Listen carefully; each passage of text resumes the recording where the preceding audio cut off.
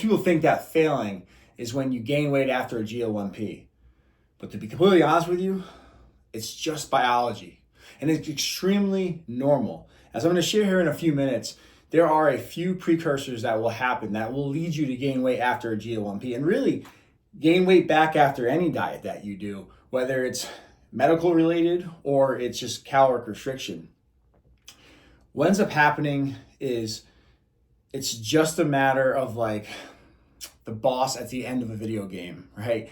This is just resistance. It's just a challenge that's preventing you from getting into the integration phase, which is where you find long-term weight loss. And so in this video, we're gonna help you sort of navigate, no matter if you're a beginner or you are somebody right now who might find yourself frustrated for gaining weight. And I would encourage you to please stop that, because it's not on you at all. And honestly, you're not as far as you think from turning this thing around, okay?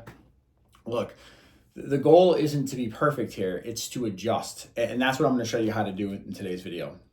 So really, there are 4 things that you're gonna need to be able to do to keep the weight off and continue to lose, whether it's coming off of a GLP-1, your Ozempics, your Mounjaros of the world, or like I said earlier, in any type of diet or caloric restriction eating plan, all right?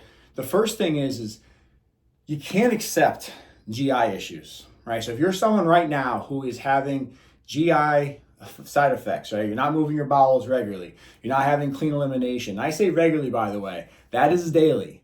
And don't give me that, well, that's just how I've always been. And I've heard a lot of doctors say, that's just how your body is.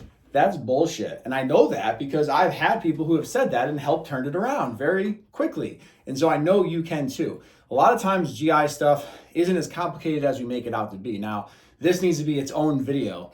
But in short, if let's say you go throughout this process and you're storing, so by the way, that's what's happening. If you're not fully eliminating or is irritable, like IBS, I don't even think honestly IBS is a thing. It's just a response. We can talk about that. Don't get me started.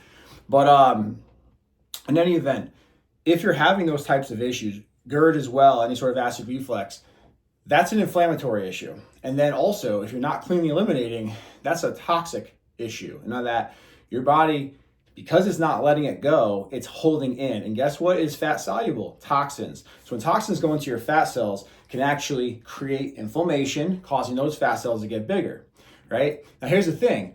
We see, because we've had hundreds of people who we've helped who've lost a lot of weight off of GLP-1, tighten up and spot reduce that define.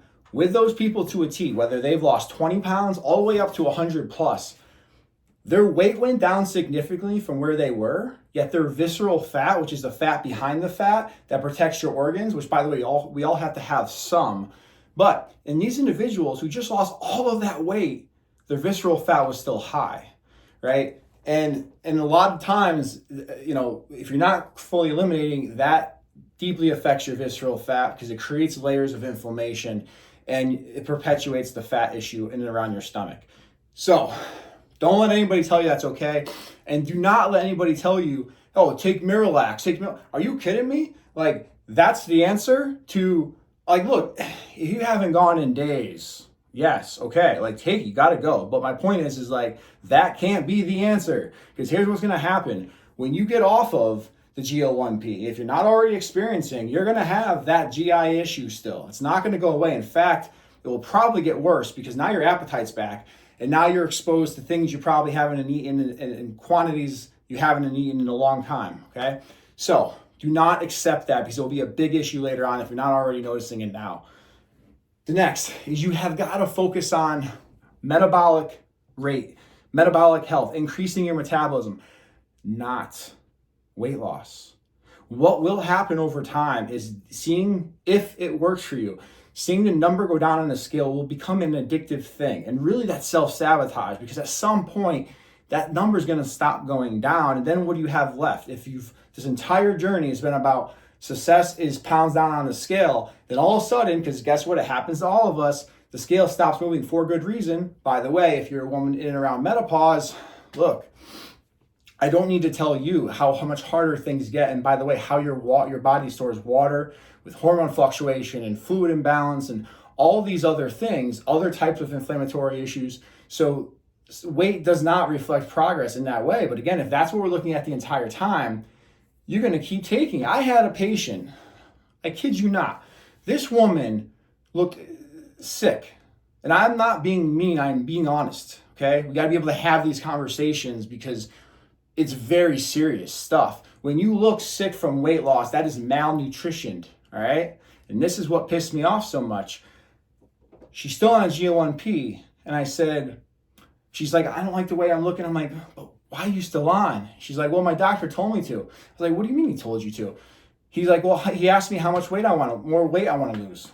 And she told him, and he is continuing her on. Like, oh, dude, I don't have good eyes. I wear contacts every day, but come on. Like, and again, this is just being very objective here. It's a real issue. When you look like that, you're basically killing your skin cells. You're losing muscle rapidly. You're ruining your bone density. There's so many things that are happening that just are not talked about. So, and also you got to realize, and this is a major reason why women, and especially women, but men as well, gain weight back after taking a GL1P. They can claim all they want that it increases your metabolism, but you tell me, like, it just as a freaking eye test, what does it smell like, right? So you're telling me you're taking in less calories because the injection is basically giving you the feeling of satiety, of full, of not being hungry, right? So you're naturally eating in less. That's what's happening, right? Well, if you're naturally eating less, is that going to speed up your metabolism or slow it down?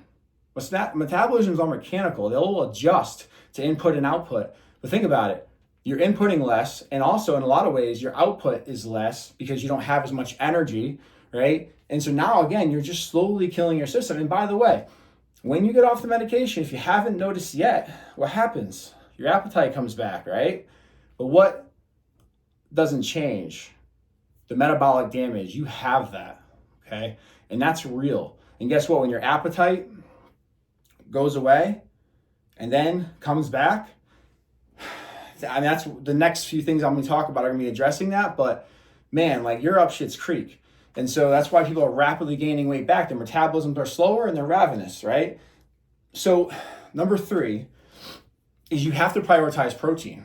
That is crucial because you're only going to be able to eat so much as it is. And because of that, you are losing nutrients. You're starting, and even when you do prioritize protein, your body's utilizing protein and muscle for energy, which is, you don't want to do that. Ideally, you don't want to do that.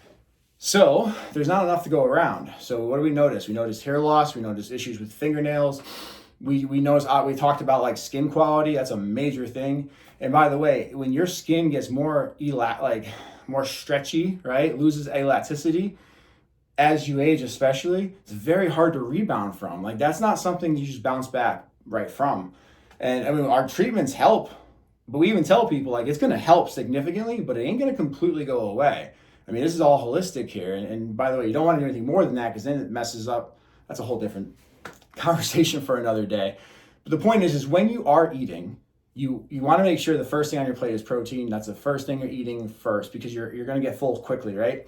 The other thing is it's easier to drink calories than it is to eat calories. So that in mind, when you do get hungry, you eat. And when you're not eating, and you got to kind of schedule this, nutrient timing is very important. I have a video on it. We don't really talk about protein timing, more so carb timing, but maybe a future comment below if you'd like to see a video on that. But in any event, that's a big thing, right? Is that you can drink calories and get protein. So whether it's collagen, which I would recommend 25 grams a day, separately, not together, protein powder, 25 grams a day. I don't care if it's vegan, egg white, whey, whatever it is, as long as it's clean. But in any event, you got to prioritize protein. And fourth and foremost, and this is the major thing, right? This is something I've seen across like goals of all types of people. And it kind of blew my mind first when I first learned it. And for those, I kind of got to the surface level of this in my, 20 plus years of coaching people. But it really wasn't until I got deep into the subconscious work with voice dialogue and when I got certified through becoming a hypnotist where this blew me away, which is you got to turn inward, not when you get off, not even before you start, but as you go. In other words, the reason you're overweight is not because there's something wrong with you at all. Now, Could you have been born with a slower metabolism? Without a question. But metabolisms are mechanical. Remember, I've seen people with really slow metabolisms go from like this to this. By the way, it's a big difference. And you cannot convince me otherwise to say people are born to be overweight. That is bullshit. That is to drive pharmaceutical sales. And this video is not about that. But trust me when I say, I've had people who struggled their entire life. But it wasn't until they shifted their identity that everything else changed. It's not a brain chemistry thing. You have it in you. You were not born to be overweight. The thing is, though, especially if it happened at an early age, your identity formed, and especially now as an adult, as somebody who is more comfortable with being overweight than not. And that might sound crazy to some of you guys, but think about it. If you're on the path that, by the way, is difficult, right? We know it's hard to lose and we know it's hard to keep it off, right? But if you're on that path, you don't know what's around the corner, right? You know that you don't like your current situation. You don't like being out of breath. You know, you have health concerns. You don't like, avoiding pictures. You don't like trying a million things on to see what fits you. Like, you don't like that stuff. But still, this new version of you haven't necessarily fully met yet. And so this is where it's inward. It's not a conscious thought. It's subconscious. In your subconscious, there is a fear. What happens when you transform, you change? It really truly is a death of an identity. And if there's been a part of you that's identified as being overweight or worse, fat for most of your life, if that doesn't shift, I don't care what vehicle you use for weight loss, it's not going to work. And I've seen it across all things: gastric bypass, gastric sleeve, fitness, GLP-1s, like you name it, diet, like you name it. It's the same pattern. And then, by the way, it's for all of us in all things, in all different areas of life. If you are identifying with a part of you from the past that is fearful about the future and concerned about what could happen, your self-sabotage is always going to manifest in ways to get you to stop, all right?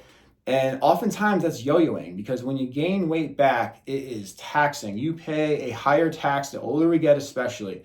And so part of this work has to be shifting that identity. It's looking inward and like, truly, what are your fears about the change? And what is it that you're really comfortable with? The familiarity? And again, it seems obvious, right? But it's not, because there's a part of you that feels that way. And you got to do that inner work to get there. And so, look, these are topics I talk all about. I have a school group that is SKOOL. It's a software where it's my own platform on that software where I do direct coaching on all different levels. And I have a free trial if you want to check in there. I love connecting with people. And if there's a if there's a topic that you'd like more clarity on or that you need help with, comment below. I'd love to hear from you. I'll see you next video.